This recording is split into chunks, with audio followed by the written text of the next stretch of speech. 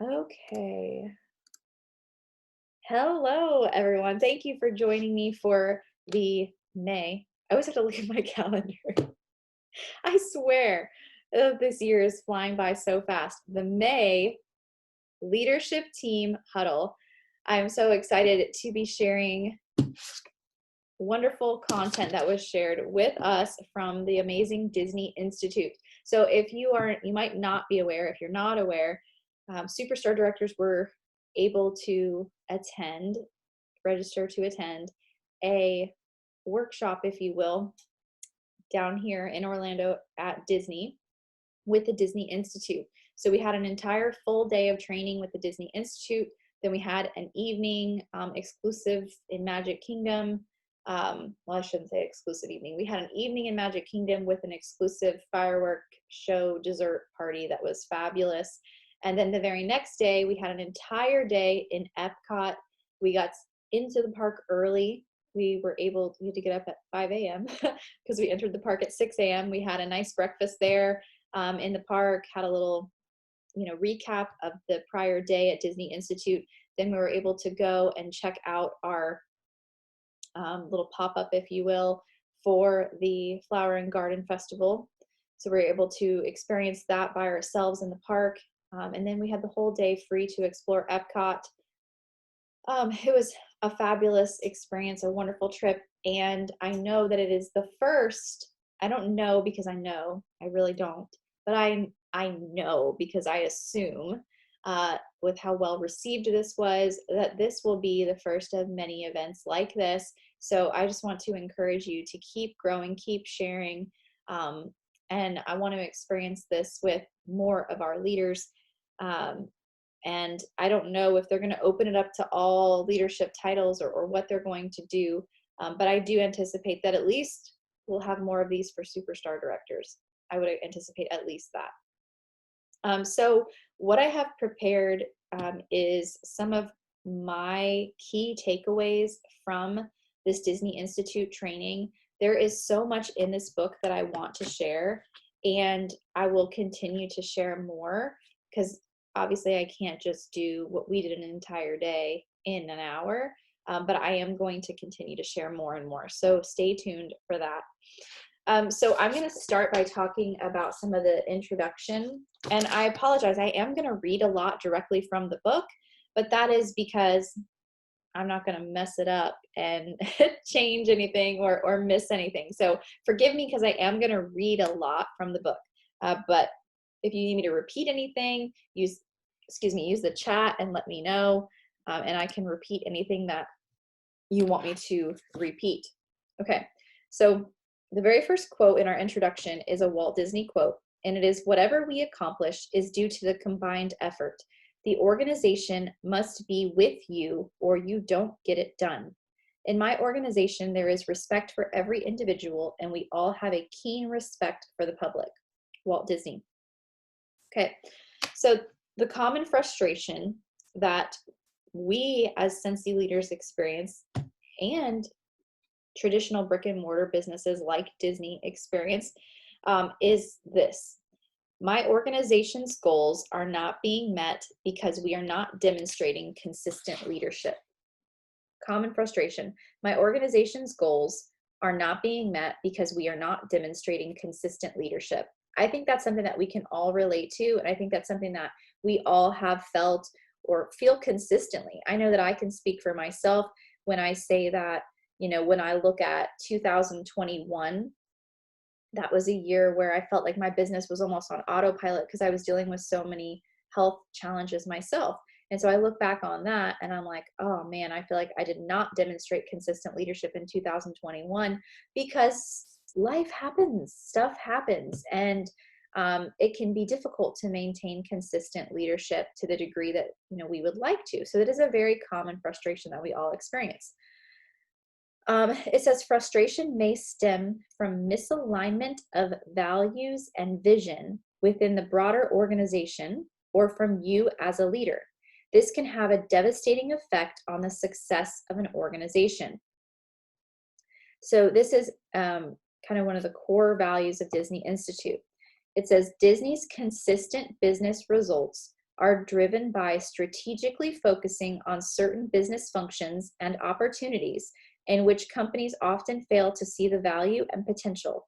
And that is a key source of what differentiates us. We have learned to be intentional where others may be unintentional. So what do they mean by that specifically? Being intentional means being highly purposeful and paying particular attention to detail. They say we tend to think about things differently than others and to a greater degree. We pay extraordinary attention to the details surrounding general business processes. We strategically place emphasis that is both greater than and different from what is typical in corporate best practices. And we have prevailing evidence that suggests that what we do works.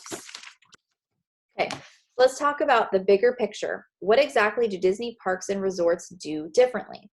So they actually have this little chart here.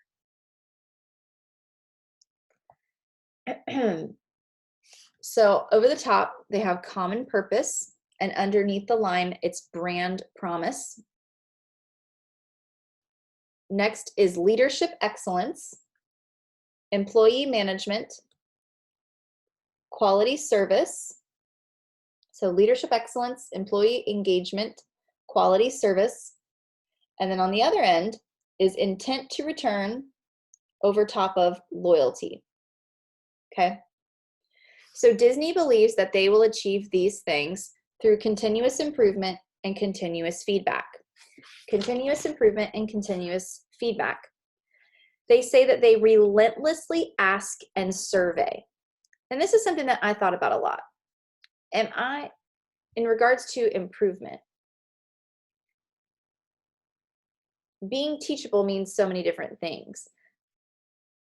One of the most important aspects of being teachable, like as a leader, is, are we seeking feedback? Are we seeking feedback from our teams? Are we seeking feedback from our customers? And I thought about that. I have never once surveyed my customers in 12 years. I've never once done that. And I thought, wow, why haven't I done that? And my team, I have never once surveyed my team in 12 years. The only time I've ever sent a survey is when we just did our leadership workshop. We sent a survey following that. That's the only time I've done that. And I thought, wow, I am not opening myself up for feedback if I'm not sending out surveys. So I thought that was such a takeaway for me. I never thought about in our business doing surveys, but I truly believe that is how we are going to be our best leaders. That's how we're going to be our best self as leaders, is if we are opening ourselves up to that feedback. So what Disney does is that within 30 to 45 days of an experience, that's when they survey. And it's interesting because they choose to do that because after 30 to 45 days, in that specific instance with Disney, they've returned home, like the magic has sort of worn off, and the bills are starting to hit, like they're coming to pay for their experience at that point. Like those credit card bills might be due or whatever, so it's the perfect time, that 30 to 45 day window, to survey people. So I thought that was interesting. But they say they are constantly asking how they can improve, how they can be better. And that is how you're going to consistently deliver exceptional service. If you are identifying consistently how you can improve and how you can be your best self as a leader and as a consultant as well. So what they say here is, by strategically focusing on leadership excellence, employee engagement, and quality service, those are those three gold ones in the middle.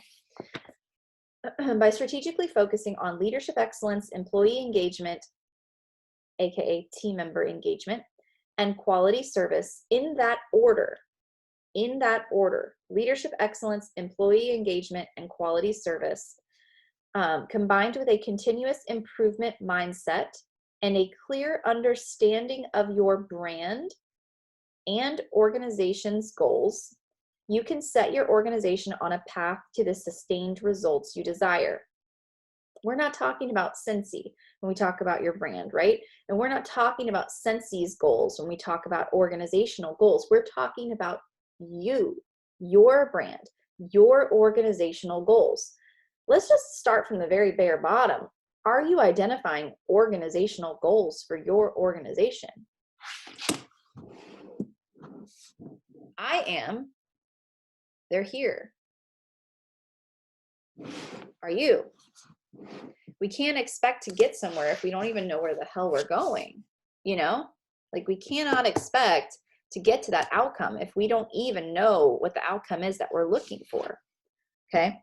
So that's just bare minimum. Have you set organizational goals? Do you know where you want to be at the end of each quarter? Do you know what you want your group size to be? Do you know what you want to see that your team wholesale volume was averaging each month, you know, over the next quarter? Like, what are your goals and how are you working towards those goals? Okay, so for the leadership excellence part, leaders set the strategy and make a meaningful and credible brand promise in the marketplace. Now, some of this language you hear this language and you might think, like, how is that relatable to us? So your brand promise, what is your brand promise? What do you want people to experience when they shop or host with you? What is Angela Stafford's brand promise? What do you want your customers, your hostesses to feel, experience, expect when they host a party with you, when they work with you? What is that for you? And teach your team members to have that same mindset. These same leaders drive the momentum within the chain by intentionally aligning the entire organization around a common set of values, who we are. Values are who we are. And a compelling vision, where we are going. Okay, so values are who we are, and vision is where we are going. A carefully designed culture creates the environment in which every employee has the opportunity to be fully engaged and successful throughout his or her career. A service framework is designed and built on the essential foundation of common purpose and architected to ensure exceptional service delivery across all touch points. A passion for feedback and continuous improvement can accelerate the momentum within the chain, creating greater ongoing impact. These concepts are intentionally presented as a holistic, connected, and reinforcing chain. It indicates that while we can focus on specific needs within any one component in the chain, the other components must be considered at the same time for maximum results. One cannot fix any one area in isolation without considering the others, because excellence has a ripple effect. I love that. Excellence has a ripple effect. Okay.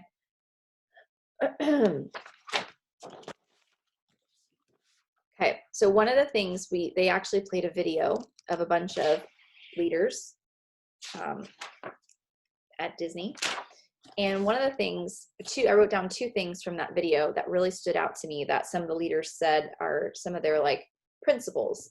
One of them said that they have a speak up philosophy. And I really liked that, speak up philosophy. And I asked myself, do I have a speak up philosophy? Do people feel like they can really come to me? I hope so. It's in here and it's in here, but is it being communicated? So it's something important for us all to reflect on. And then the importance of responding versus reacting. Another leader at Disney shared that in the video, responding versus reacting. And I thought, oh man, there's some times over the years where I wish I could go back and respond versus react. There are relationships that I have that, you know, are no longer existing. They don't exist anymore because of each of us in these circumstances reacting and not responding. And it is so hard sometimes in the moment to respond versus react. But as a leader, we have to become so diligent in that practice and not reacting out of emotions, because it's hard in this business. There are so many emotions, and it is such an emotional relationship with our other leaders and our team members.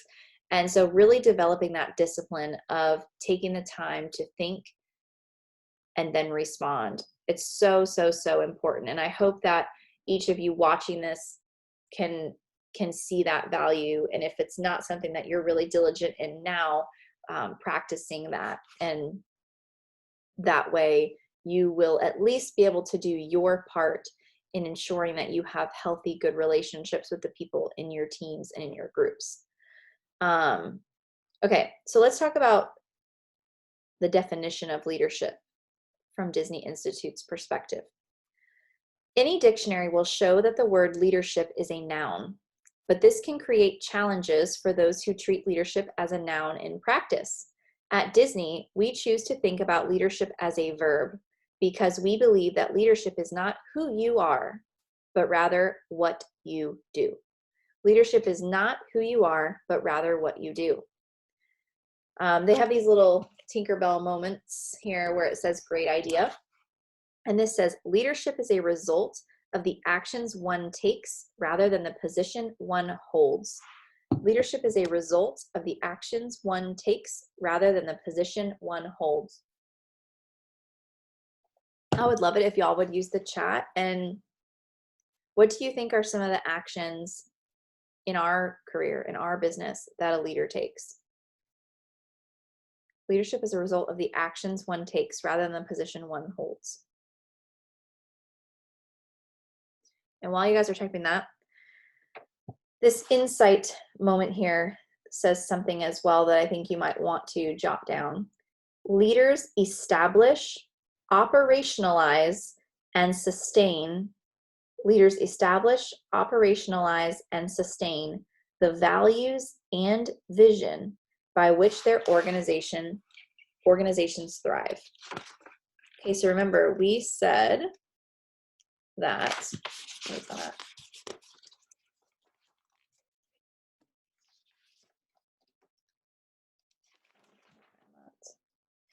Remember, we said that values is who we are, right? Leaders establish, operationalize, and sustain the values, who we are, and vision, which is where we are going, by which their organizations thrive.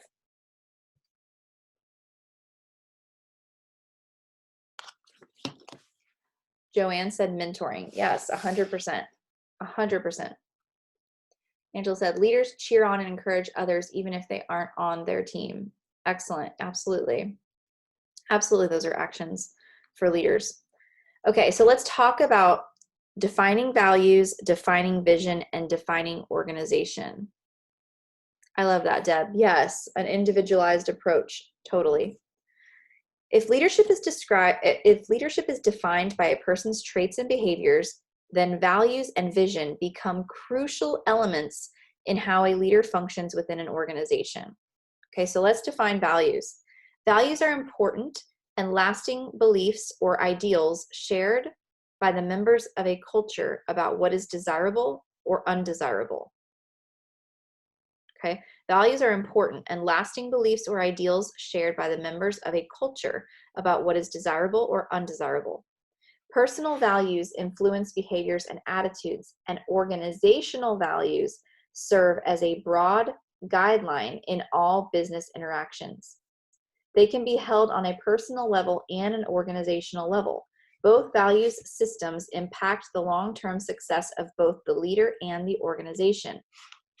Okay, that's Disney Institute's values definition. Okay, so let's do vision. A vision is an ambitious view of the future that everyone in the organization can believe in and rally behind, right? And it promises a future that is better than what now exists. The vision will evolve, but must remain realistic. I love this part.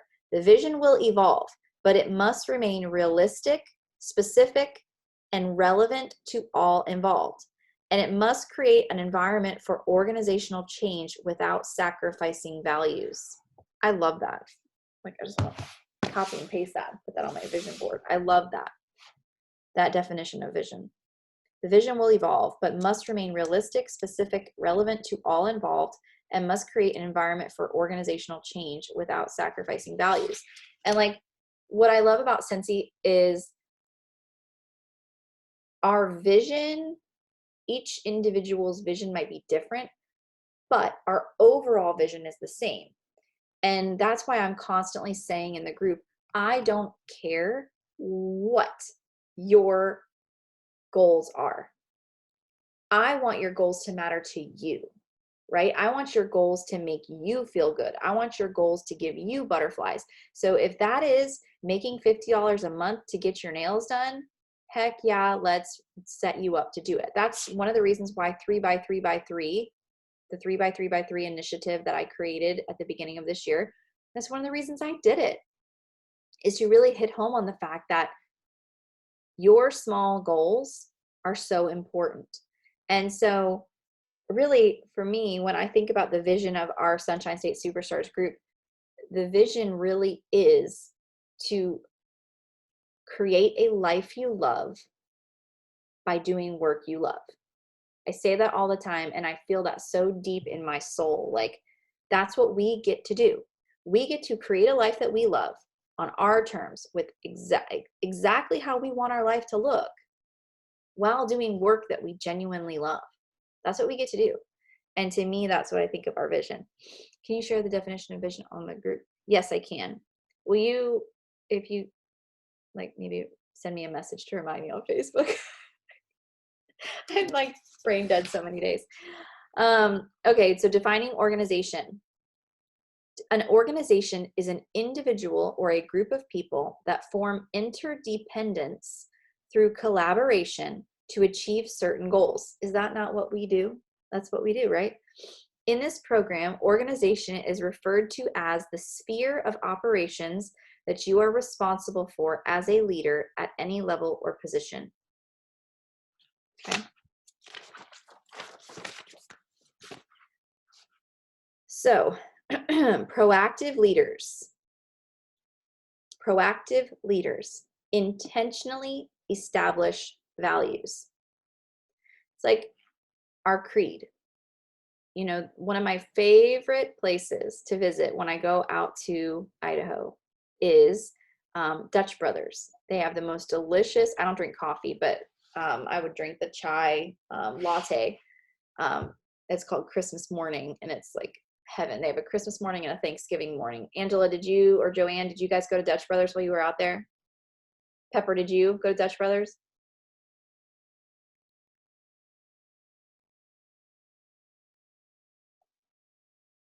Oh, she's gone. You can always use the chat if you're having phone problems. But Dutch Brothers is amazing. And one of the coolest things about Dutch Brothers is the experience and the staff. You just feel something different when you're there. You do. You feel something different when you're there. It's a different experience. And they have a creed that they post up on their wall. You can't actually open a franchise until you've actually worked at one of the stores for a certain amount of time. Like, they focus very heavily on culture, and you can feel that and you can experience it. Oh, so yeah. So Pepper lives where they already are all over the place. So she's very familiar with it. So when I would visit Dutch Brothers and I learned that they had this creed and I learned what their creed was, I was like, okay, I want to have a Sunshine State Superstars creed. So we do have a creed, and I share it in the group from time to time. So that's how, one of the ways that I try to intentionally establish values, intentionally establish who we are. The more you use that language, the more you talk about who we are, this is who we are, this is what we do, the more it's going to become ingrained in your group. So have you intentionally established any values? Have you identified what you want those values to be? It's something to think about and reflect. And if you want to take a look at ours, you can always just, in the team page, in the group page, search the word creed and you'll find ours. But it's not just even about what you say, right? And it even says so here in this book. It's not just what you say, it's what you do. So are you going to live those values that you're establishing, that are your group's values? Okay, so insight. I hope it's not too loud. It's like storming bad here all of a sudden. So every leader is telling a story about what he or she values. As a leader, you are sending a message to everyone about what you value in the way you behave. Your employees, our team members, are listening to what you say and they are watching what you do. They're listening to what you say and they are watching what you do.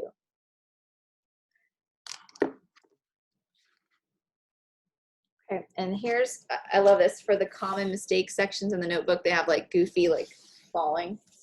So this is a common mistake. It says, it is an illusion that people do not know what their leaders are doing. The reality is that they know what their leaders are doing all of the time. It is an illusion that people do not know what their leaders are doing.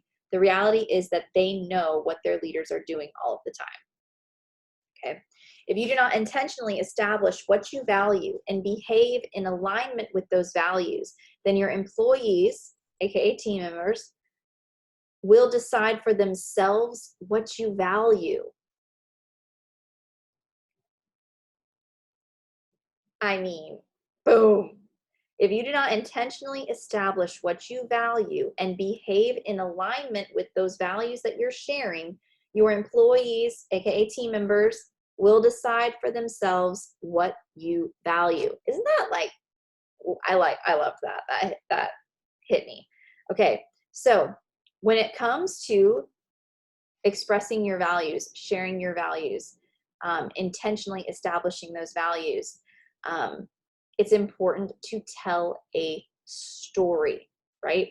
So Disney has outlined here how to tell a story about your values, what you value in your organization, right? So the nonverbal story creates an emotional connection and makes the point more memorable. The nonverbal story creates an emotional connection and makes the point more memorable. Your behavior tells a story about what you value. Ask yourself these 3 questions. What stories are people telling about you? What stories are people telling about you? Question 2. Are you intentionally living the story that you are telling? These questions are so good.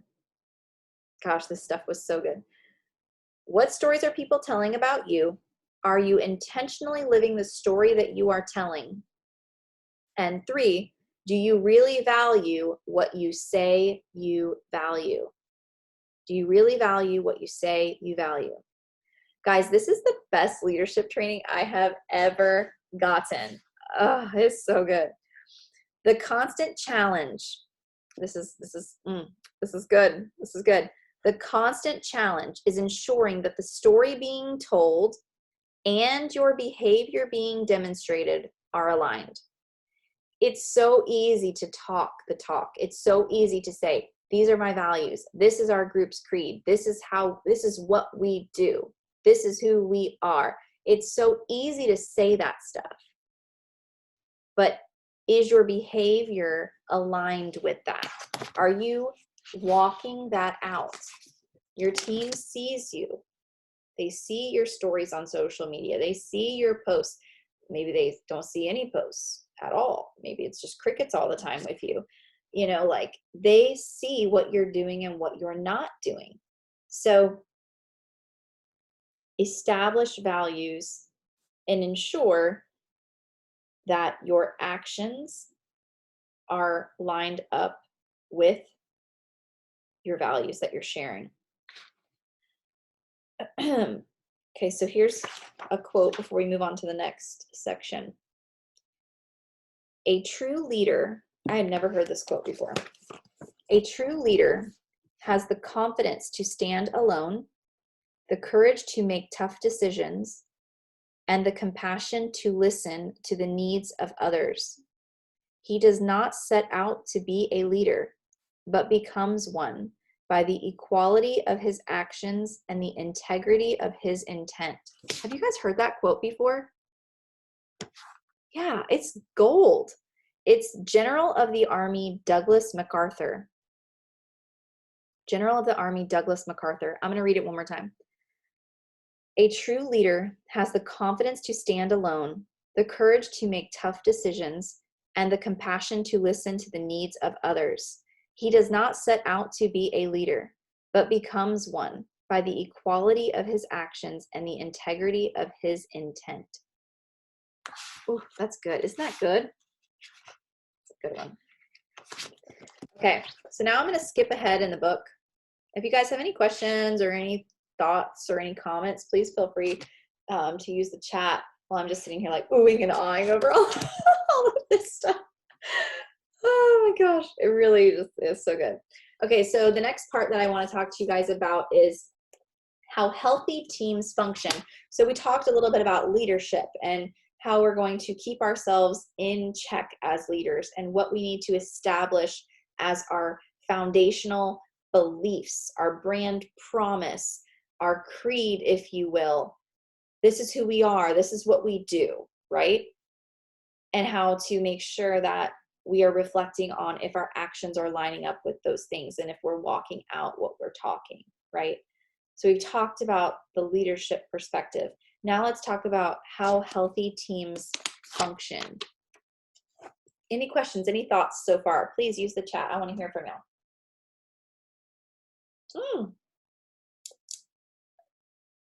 I actually have my Disney Institute cup with me today too. Turn on the lights. This was so not even intentional. Isn't this thing so cool? So this girl, what's the name of her shop? It's like Southern's, I forget. She makes all these really cool light up cups, and I got one from her for Christmas. I can't screw this back on apparently. I got one from her for Christmas, and Christina Stainbrook designed these adorable designs, and she reached out to me and she's like, do you want to see if your cup girl wants to do, I can't get this to screw back on.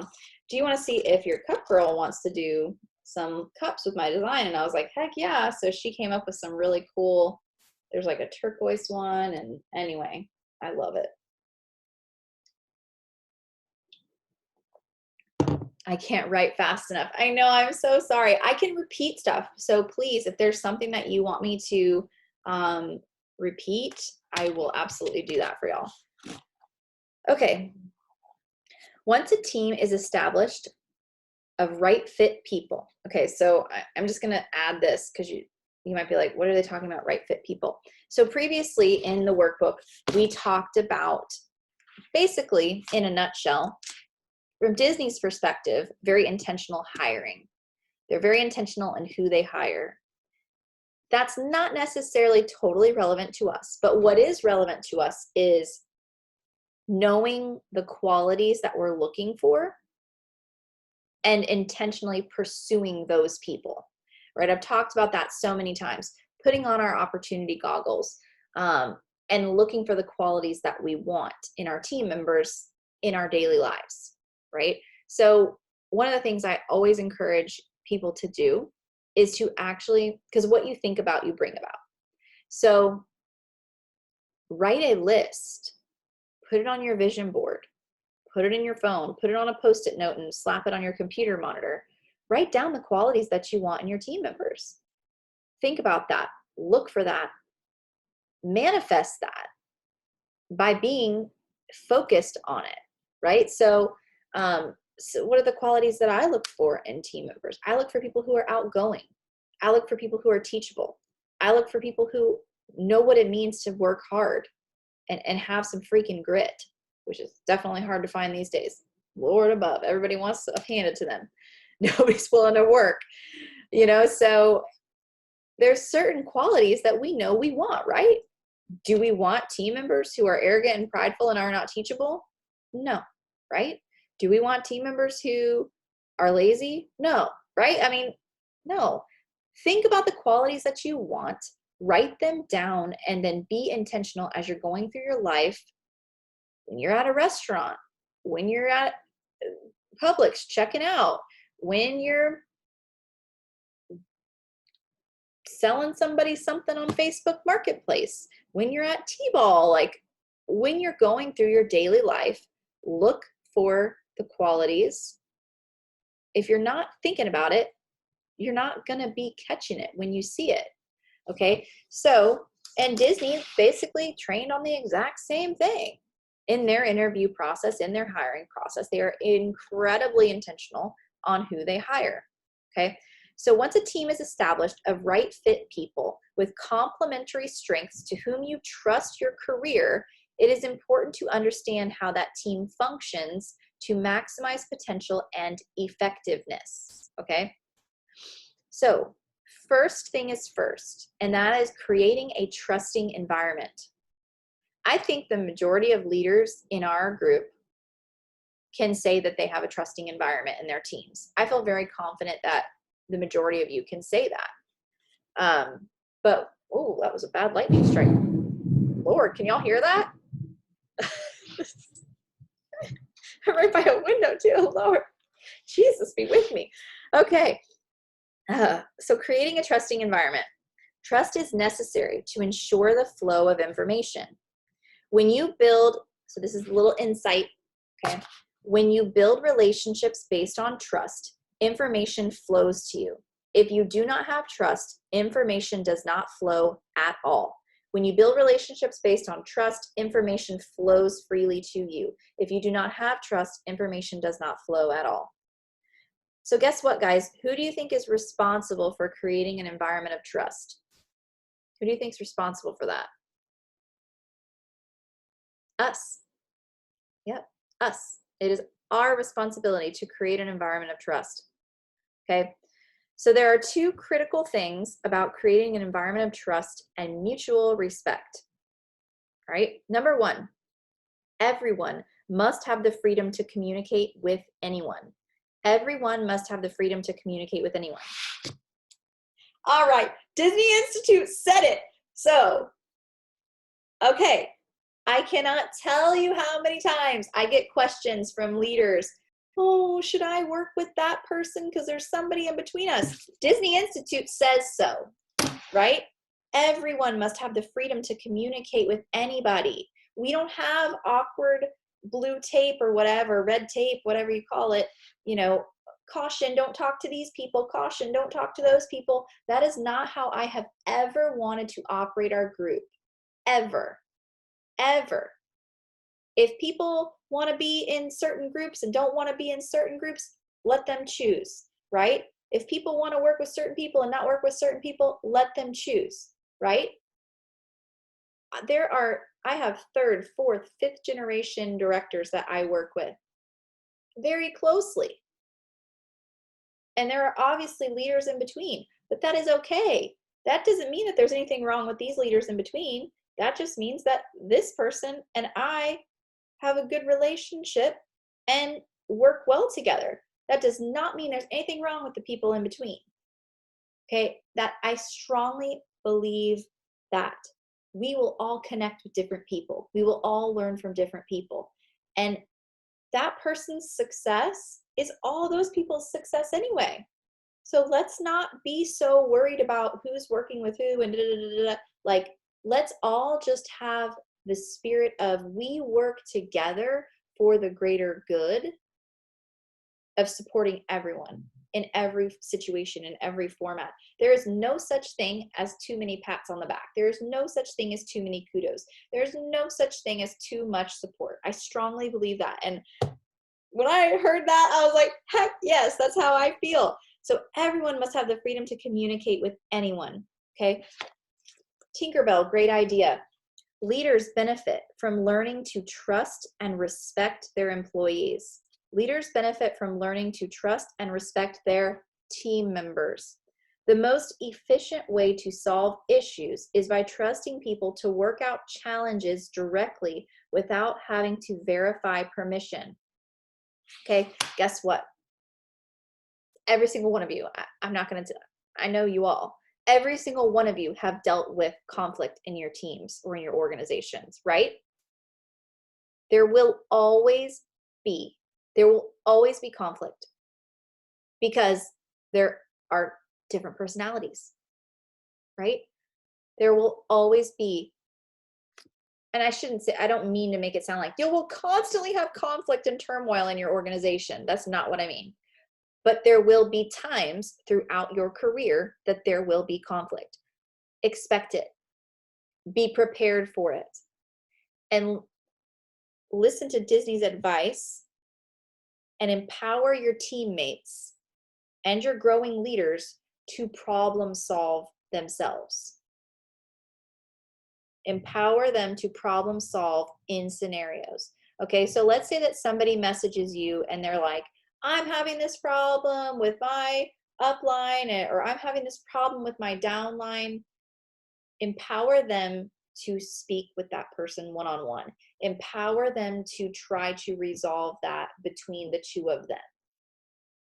I made the mistake early on in my career. One time I got on a 3-way phone call with 2 people to try to help them work something out. And I will never do that again. That was clearly a mistake. Like it was not a good idea. So learn from my mistake, learn from what Disney Institute is telling you, and empower your leaders to problem solve in scenarios. Empower your growing leaders to problem solve, because unfortunately, it's inevitable that at times there will be conflict. And we need to train our people how to in a healthy way resolve that conflict. Okay, so number 2, it must be safe for everyone to offer ideas. Okay, so when you hear that, it must be safe for everyone to offer ideas. What does anything come to mind for you of how we're already doing this as a group? Does anything come to mind like, oh yeah, we're already doing this? Yes, Joanne, hashtag how I'm working. Yes, yes, yes, yes. We not only want to make it safe for people to offer ideas, we want to encourage it. We want it to be something that people get major kudos, major excitement when people are sharing ideas. So don't even just make it safe for everyone to share ideas. Make it exciting, sexy, encourage it. Like, wow, make it such a big deal when people do it. So encourage team members to ask for feedback on projects that are still works in progress. This helps get a variety of perspectives and can be liberating for team members, instilling the idea that it is acceptable to take risks and try new things. I love that. Like, I want that to be such a huge thing in our group and in your team pages. You know, if you're doing it too, hashtag how I'm working. Like, it is so important that people are sharing not only like, oh, look at this stuff that I've done, but oh, hashtag how I'm working. Here's something I'm thinking about doing, or I'm trying to work on realtor bundles or this or that or whatever. What do you guys think of this? Like, I love that they said that getting feedback on things that they're working on or things that they're thinking about. And the more that we do this as a collective leadership team, and the more that they see us doing these things, the more that they are going to be willing to open up and do these things. As goes the leader, so goes the team. Okay, an environment of trust fosters constructive conflict and risk tolerance. Okay, so I want to ask you guys to stop for a moment. Is there anything that has come to mind as we've talked about all the stuff we talked about first? Now, as we're getting into how healthy teams function, and we've talked about creating a trusting environment, is there anything that's coming to your mind like, okay, this is what I can start doing differently tomorrow? Like, I'm going to start doing this, or I'm going to do this ASAP. My goodness, I still have so much to share. I've already done an hour. Okay. So use the chat. Let me know if there's something that's come to your mind that you're like, yes, I'm going to start doing this. All right. So number 2. Okay. So number 1 was creating a trusting environment. Number 2 is care. Number 2 is care. One of the deep secrets of life is that One of the deep secrets of life is that all that is really worth doing is what we do for others. That is a quote from Lewis Carroll, who is the author of Alice's Adventures in Wonderland. One of the deep secrets of life is that all that is really worth doing is what we do for others. So this whole section is about that, care. Caring for your people is more important than you think. Our Disney parks and resorts place emphasis on employee care because we believe The extent to which you genuinely, and genuinely is all in capital letters because people can feel it when you're being genuine or not. The extent to which you genuinely care for your people is the extent to which they will care for your customers, aka their customers, and each other. The extent to which you genuinely care for your people is the extent to which they will care for their customers, their teams, and each other. Okay? That's powerful. That is very, very powerful. Okay, so a common mistake. Organizations may employ people, recruit people, and do good things for them because the law tells them to, and because they loosely understand that happy people are more productive, but they may not be thinking strategically about this. They may not be thinking strategically about this. So care changes behaviors. So how do we genuinely care for our people, right? Care changes behaviors. So how do we genuinely care for people? Care about each individual in your organization. Care about employees beyond the job. Care about employees in their personal lives as individuals. Okay. So you might be thinking, okay, Katie, how do you care for, you have 3,000 people in your group. How do you genuinely care for 3,000 people? I don't. I can't. It's not possible. It's not possible. I focus on my movers and my shakers. They're my priority one. That is who I focus on. And I teach my team members, my leaders, to do the same thing. That is how this business is designed. That is how this business is designed. We have a multi-tiered business. And so that is how you care for a lot of people. You know, there's people in this in Scentsy that have 40,000 team members, 50,000 team members, 60,000 team members. I mean, you can't genuinely care for that many people, but you genuinely care for your people, and you teach those people to genuinely care for their people. And that's how everyone will be cared for. Okay. Caring for your people creates an emotional connection that drives commitment to goals and overall engagement in the organization. And, you know, I'm just going to give you an example. Like one of our directors, actually, she's a second generation to me. I saw just on social media last week, like I saw on her stories that she was sharing that she had a really tough week. And I don't know why, she didn't share why or anything like that, just that she had a really tough week. And so I sent her a little jar from Amazon Prime. You know, I ordered it yesterday. It was delivered today. A little jar of, it's called like a jar of hugs. And there's just a bunch of slips of paper inside with inspirational quotes, encouraging thoughts, blah, blah, blah, stuff like that. So I sent that to her on Amazon Prime. Next day she gets it, you know, and I just included a little note that said, hey, I saw on your stories that you've been having a tough week. I just wanted you to know I was thinking of you and sent you a little something to hopefully bring a smile to your face. And she sent me like this whole thing on Messenger today after she got it about how much it meant to her and everything like that. And that is one example of how you can genuinely care for people. Had nothing to do with Scentsy. It had everything to do with the fact that I just saw her and I saw that she was having a tough week, and I just wanted her to know that I cared. These are just little random things that I try to do here and there as I see opportunities to love on people. And that's, to me, that's just what caring is.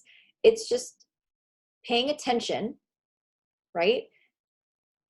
And I don't mean, obviously, I've already stated this. I can't follow 3,000 people. I don't follow 3,000 people on social media, but I follow my movers and my shakers. I follow my people that are engaged and actively doing this. And I try to love on them as best as I can with what I see when I have these moments and these opportunities. And it's such a small thing, but for someone to know they're seen And for someone to know that they're cared about, that is the kind of thing that makes people want to stay.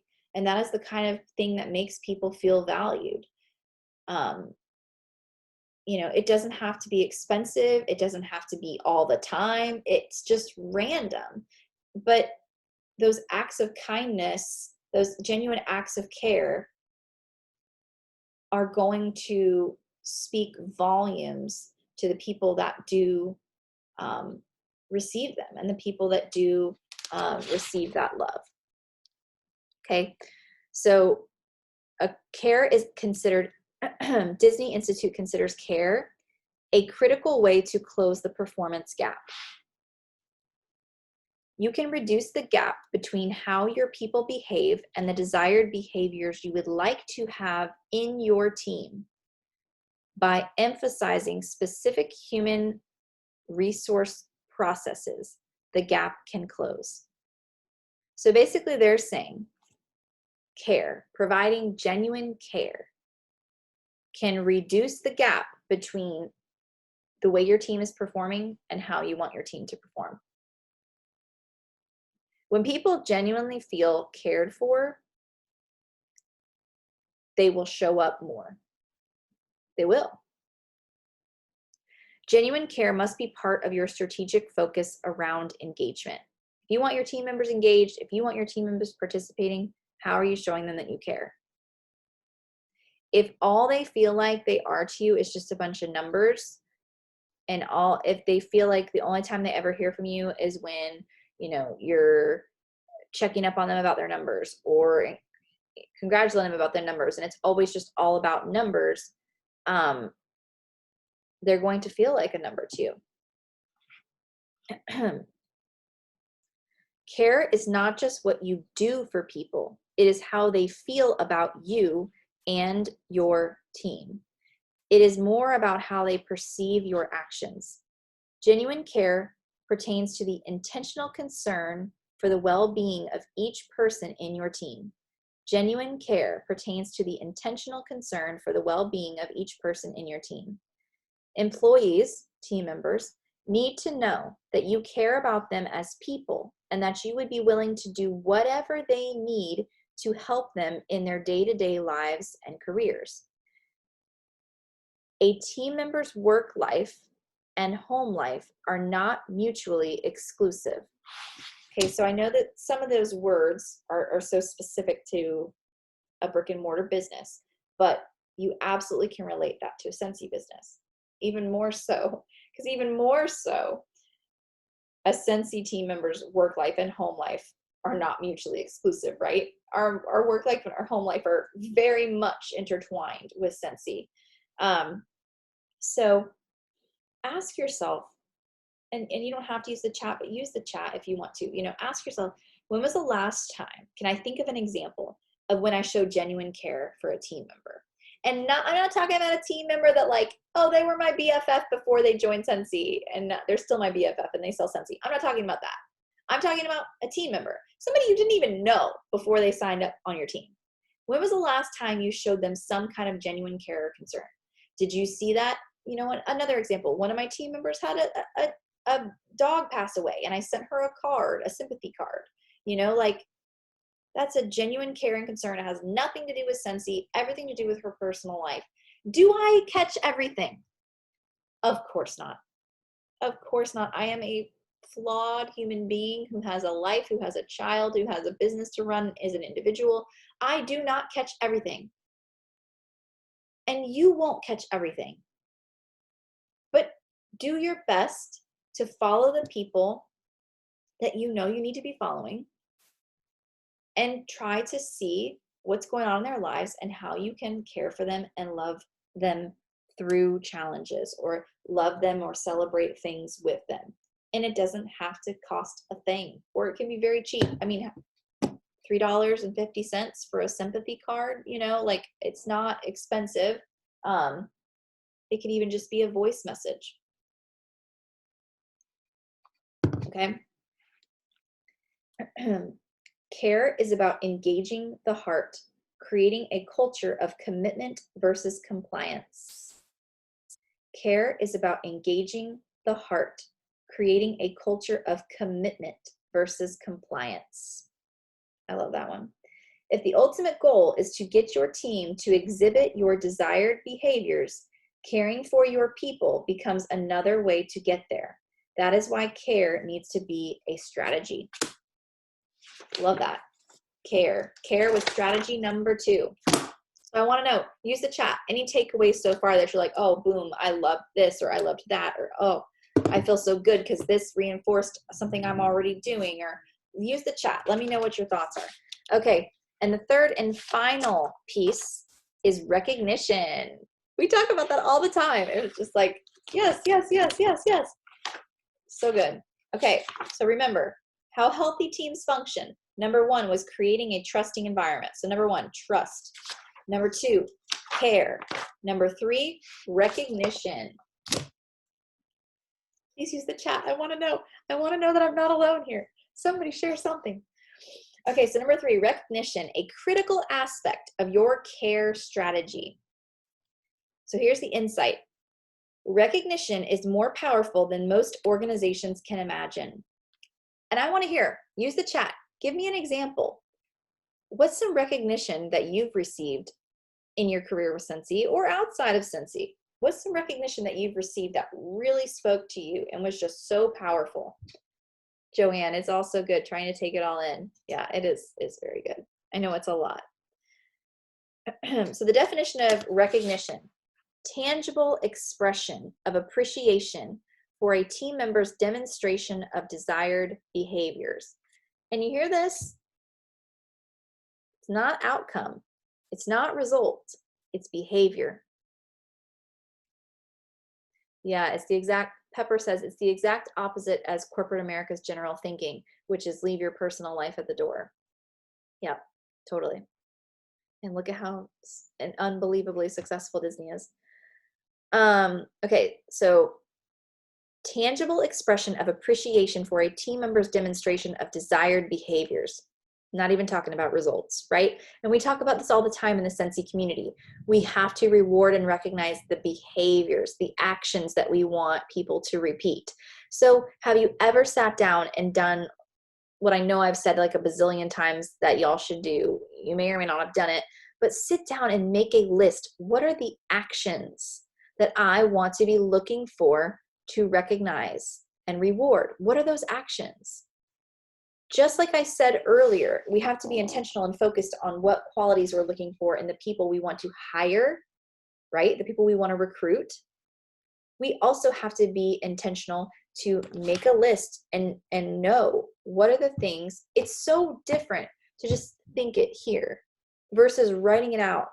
What are the things that I want to look for to reward and recognize that my team members do? Not just the results, which are the parties, you know, the PRV, the new recruits, the promotions, earning trips, blah, blah, blah. Those are the results. But what about the actions and the behaviors that get those results? What are those actions that we want to look for? And then how are we looking for them? Like I said, you got to be following your people on social media. You got to be having conversations with your people. Otherwise, you're not going to have any clue when they do an action, a behavior that you want to reward. Okay, so the little engagement icon, it's so cute. All right, recognition is an inexhaustible fuel. Recognition is an inexhaustible fuel for your workforce. Recognition energizes and excites people to perform desired behaviors in your team, which results in a higher level of engagement. And guys, you hear all these words about engagement. This is how you get engagement. That's like the biggest complaint I feel like leaders all have, all of us, including me, right? The lack of engagement. Nobody's engaged. Nobody's paying attention. What are we doing about it? What are we doing about it? Are we focusing on these 3 core aspects? The recognition, the care, the building, the trust. What are we doing to establish that foundation to create engagement? Engagement's not just going to happen. Engagement's not just going to magically happen. We're not just going to be magically blessed with, 20, 30, 50, 100, 5,000 group members, team members that are just engaged. We have to cultivate that. So how are we cultivating that? That was a huge takeaway for me. And I hope it is for you too. Recognition is an inexhaustible fuel for your team. Recognition energizes and excites people to perform desired behaviors in your team, which results in a higher level of engagement. So no matter what avenue they're working their business, no matter how they're choosing to work their business, all people like to know that the work that they do matters, that they matter, that they add value. And one of the things that someone said was, and I wrote it down, was make sure everyone is seen for their value and their contribution. Make sure everyone is seen for their value and their contribution. Okay. Recognizing your people for exhibiting the right behaviors not only increases the likelihood that the good behavior will repeat, it also helps define your cultural values. You hear that? Recognizing your people for exhibiting the right behaviors not only increases the likelihood that the good behavior will repeat, it also helps define your cultural values. Pause. Yesterday in the Sunshine State Superstars group, did you guys see I shared a picture of one of my frontline who at the beginning of the month reached out to me, and I shared this story. At the beginning of the month, she reached out to me. She was having a tough start to her month. She was like, I'm so nervous about this month. Like, I have nothing going on and this and that. And like, I could tell she was really discouraged. So I talked to her about doing your own little booking blitz. Send some messages. Here's an example of what you can say. Reach out to ask for some parties. What party style do you want to approach? Be specific. Think about that person. What's going to be the best approach for that individual? And approach that individual with that party. Make it strategic, And she did. And sure enough, she booked 2 Facebook parties. And so she messaged me, obviously, afterwards, tell me, oh my gosh, I booked 2 Facebook parties. So what did I do? I turned right around, went to the Sunshine State Superstars group, posted a picture of her, and shared that little story. Why did I do that? It recognizes her, and it also shows other team members who might be struggling what they need to do to pick their month up, right? It's a win-win. It's a recognition, but it's also you can turn this around.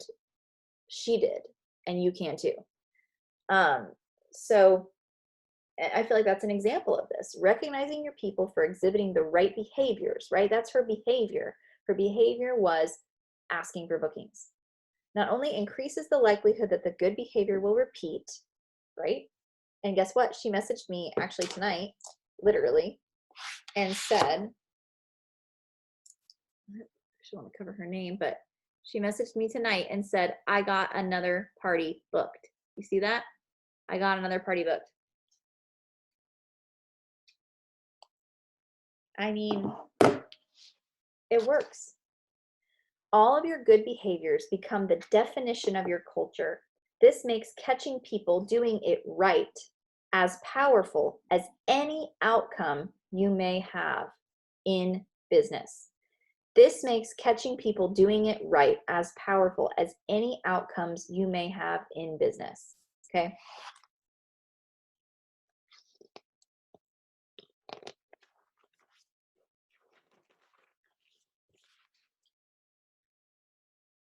Okay, so the philosophical foundation for recognition. So this is our insight. Recognizing cultural values is as important as recognizing all other business criteria or outcomes. So companies tend to reward employees based solely on clearly understood business criteria, such as meeting monetary sales goals or completing a project on time, right?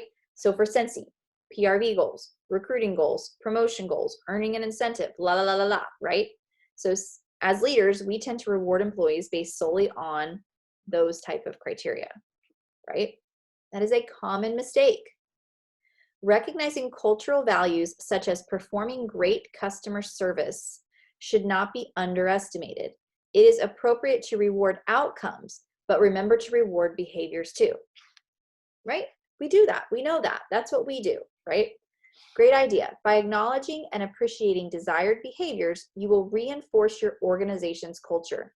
So every opportunity you get to recognize a desired behavior publicly, do it publicly. Don't just always rely on sending them a private message and reward and recognizing that behavior. As much as you can, do it publicly. Like in my example that I did yesterday, posting that in the group page.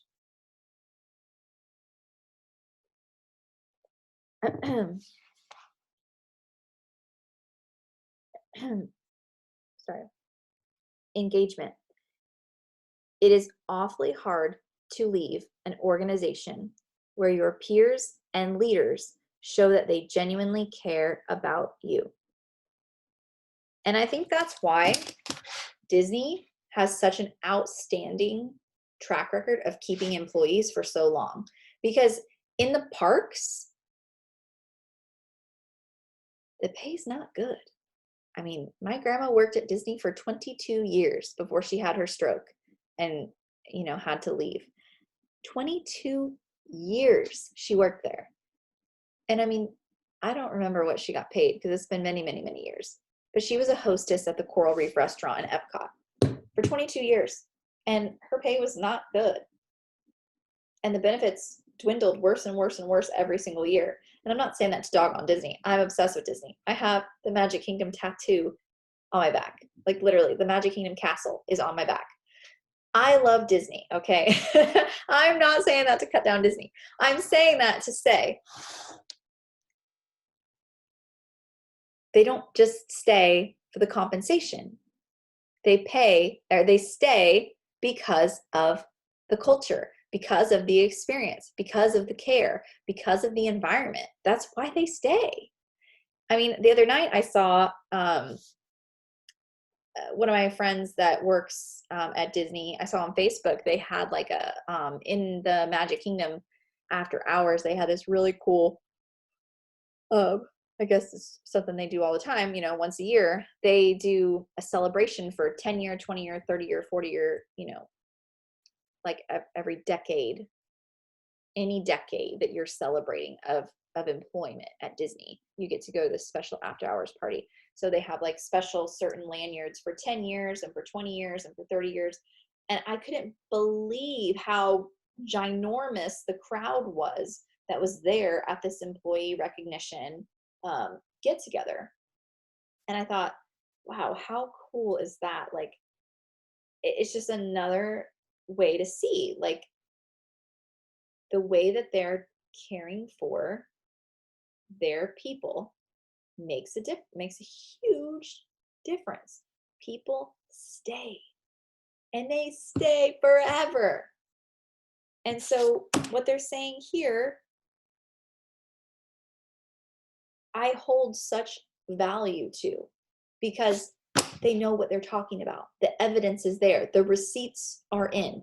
Okay. So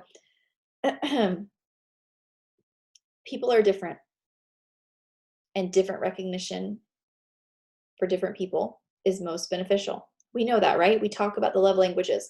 So Disney says here, meaningful recognition will look different to different people. So people are different, recognize accordingly. I want to challenge you, if you haven't already, your top 20% in your organization, your people that you're working with, do you know their love languages? If you don't, that's okay. Send them an email and provide them the love languages test. Send them the love languages test, ask them to take it, ask them to share their results with you so that you can best reward them in a way that is going to be meaningful to them. If somebody's love language is gifts and all you ever do is send them voice messages or, verbal kudos, that is not going to be as impactful as if you sent them a gift every once in a while. I'm not saying you got to send them a gift every month. Let's not be ridiculous here, but every once in a while, sending them a little gift. So it's very important You are not going to know the love languages of everyone in your group. And as your group grows, you are certainly not going to know the love languages of everyone in your group. But like one of the things that I did, and you guys might remember this, at the beginning of the year, who filled out my Google form, my I want to get to know you as my directors better form? Who filled that out at the beginning of the year? And there's tons of questions in there just about your favorite candy, you know, what do you like to do? What are your hobbies? Some of you have even gotten a bag of candy from me, of your favorite candy, you know, since then. Like, it's important to know your people. Not all your people, but your people. Your top 20%, your movers, your shakers, the people that you're working with, know them, know what they like, know what their interests are. And it's as simple as sending out a Google form and asking some questions. And then you'll have all the answers right then and there. So if you ever want to send somebody a tangible gift, if you ever want to provide them recognition, you can simply pull it up, know what their love language is, and provide that recognition that is going to be most meaningful to that person. Okay? It is not possible to do that for everyone in your group. I get that. That is not what I'm saying. So I don't want you guys to hear this and think, oh, well, this is ridiculous. Of course I can't do that. Pass. Do it for the people you're working with. Please. It is so important. I want you to, like, if you have not done this, please do it. It is so, so, so important. You guys, if you're not going to listen to me, listen to Disney Institute. They're telling it to you. Okay? The best way to care is to give people what they want, not what is most convenient for you.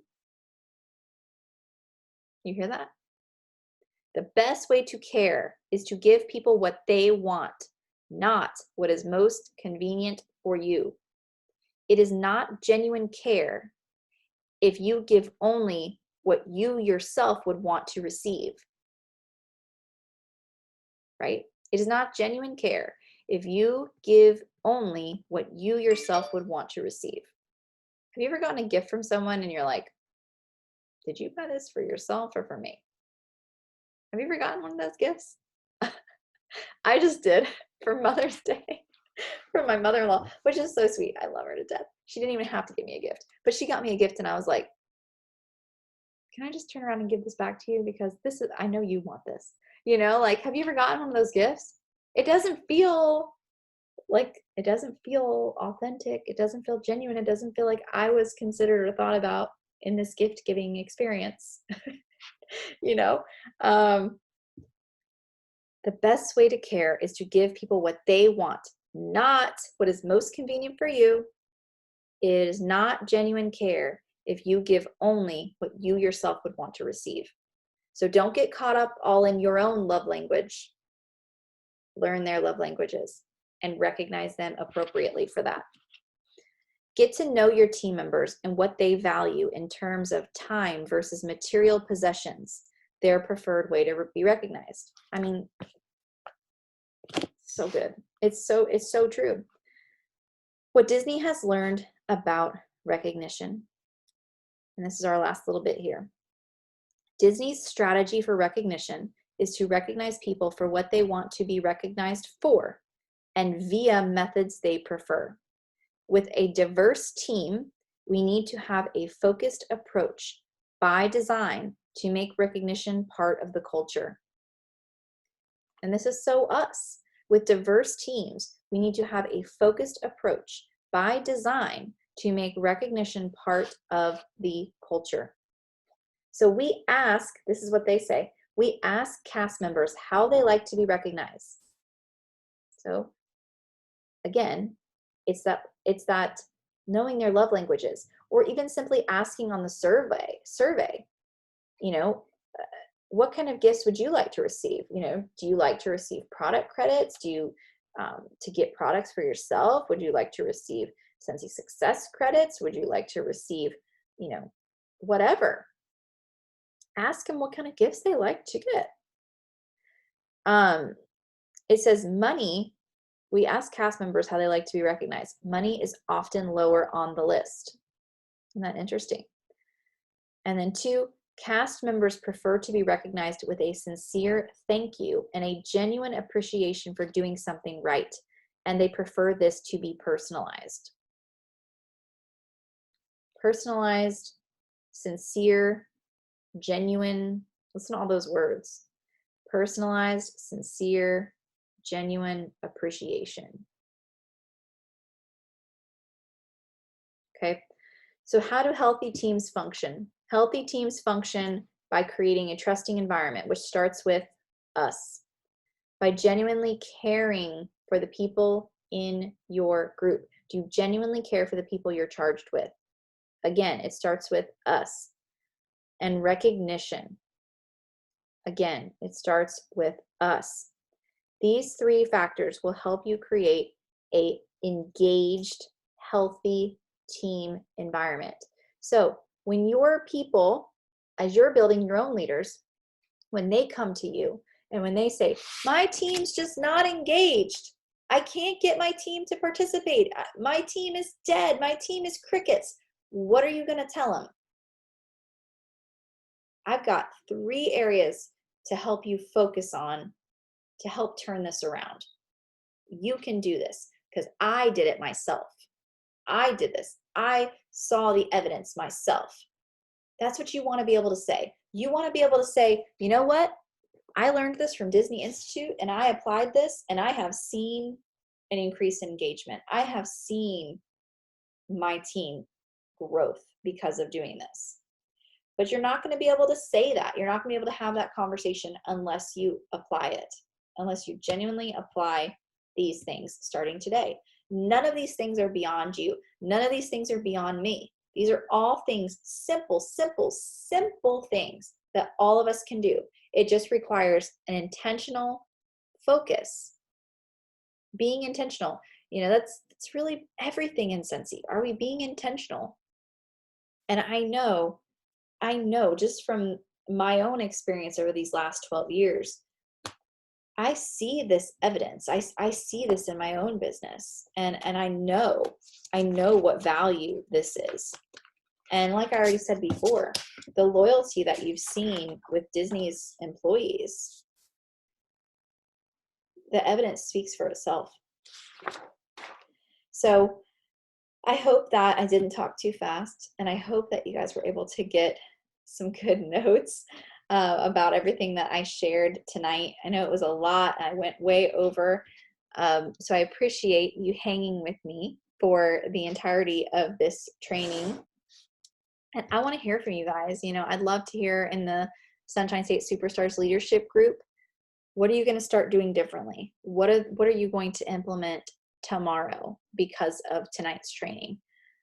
It was so powerful for me, and I hope that I was able to do it justice in sharing it with you, because this Disney Institute training was truly the best leadership training we have ever gotten.